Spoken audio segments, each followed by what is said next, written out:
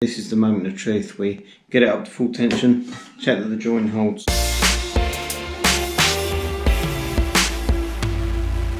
So, hello, welcome to the vlog. I'm on my way to Mostar for a meeting. It's a bit moody up here on the mountain. I've just come down up here, down that little hairpin.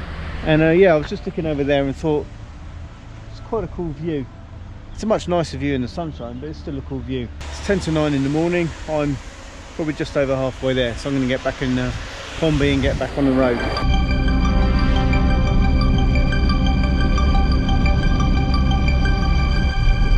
So it's 4:30 in the afternoon. I'm driving out of Mostar, and clearly I haven't vlogged anything that I've done today. Let's talk about customer service in music shops, because admittedly, you know, we're talking about 15 years ago, 20 years ago, when we were in the UK, a lot of the rock and roll music shops definitely had a bit of an attitude. A lot of the staff were very much cooler than you were, and it really pained them to really help.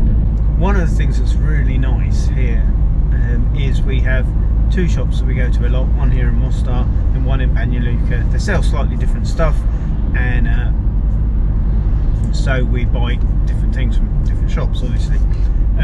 So last year, the year before last, we had got given a bunch of money to support the music teaching that we're doing through the youth work in Yaitsa, because one of the things we want to do is have a library of instruments for young people, so that when they come, they can play an instrument when they're having a lesson with us, but they can also take it home and borrow it for the duration of the time that they're having lessons with us. Because, you know, some of the young people who come, their families have got enough money to buy them instruments, or they've already got instruments in their families, but some people come like no one in their family's got that kind of instrument, and then they want to learn, and we don't want that to stand in their way. And you can't really have someone come, they play with you for half an hour, 45 minutes a week, don't have an instrument at home, so they can't go away and practice. It kind of makes the lessons pointless. So we started kind of over the last couple of years buying instruments, kind of entry-level, beginner, student-level instruments, so that people can have them and borrow them from us. So we had an acoustic guitar which we bought in the shop there in Mostar, and unfortunately the person who was borrowing it was putting it on, and it had a strap on it, and the strap came off, just the strap button, and the guitar fell neck first onto the floor, and at the heel joint where the body here joins the neck, it split like that, just like a clean break down the joint. And Buddha brought the guitar to me going, look, can I fix it? And I looked at it and I thought I could have a go, but to get any kind of glue in there, you're going to need to bend the neck back a little bit, and I just thought I'd rather someone who knows what they're doing really do that. So as I was down today for this meeting in Mostar, took the guitar in this morning before the meeting. The guy had a look at it and said, yeah, no, I can do that today for you. So I've just been back in the shop now to pick the guitar up, buy some strings and stuff, because there might be a global shortage of guitar strings at some point when the knock-on effects of COVID really hit the industry, because guitars, if you didn't know, over the last year, sales have gone through the roof globally, which you probably don't need to know in this vlog. But if you want to buy a guitar and you see one you like, buy it. Don't wait, because it might not be there, and it might not be replaced for months or years, who knows. Anyway, the point is, I said how much for fixing the guitar, and he said that's for free. So that is good customer service, and that's why we continue to go back there, because they're helpful, and yeah, it is really nice. And the shop in Banja Luka the same, they're always very helpful to us there. And from our perspective, it's good to know that you've got good shops with good customer service, because obviously we have a whole bunch of young people coming through. Parents often ask, you know, where do we go to buy, you know, or we want to buy this or this for our young person.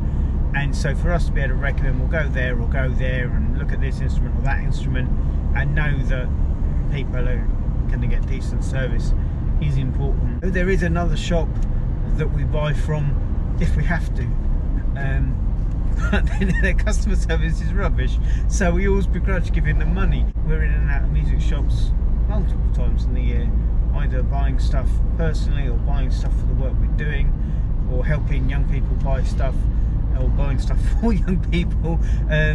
You know, it's always good when that's a good positive experience. So this is me at home on Tuesday cooking dinner, but that's beside the point. We have to put this in crisis this afternoon at work. I was having a course and Buddha came in and he's like, Matt, we've got a problem.